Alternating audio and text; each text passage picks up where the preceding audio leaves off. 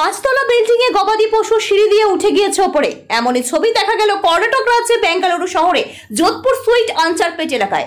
স্থানীয় সূত্রে খবর, আঞ্চারপেট এলাকায় ছোট বড় সব ধরনের বিল্ডিং আছে, আর সেরকমই একটি পাঁচতলা বিল্ডিং এ গবাদি পশু অর্থাৎ গরু সিঁড়ি দিয়ে পাঁচতলায় উঠে গিয়েছে। স্থানীয়রা প্রশাসনকে খবর দেয়। প্রশাসনের আধিকারিকরা খবর পেয়ে ঘটনাস্থলে এসে গরুটিকে উদ্ধার করে নিয়ে যায়। সেই ছবি দেখুন ওয়ার্ল্ড জনতা টিভির পর্দায়। বেঙ্গালুরু থেকে নিজস্ব প্রতিনিধির রিপোর্ট, ওয়ার্ল্ড জনতা টিভি।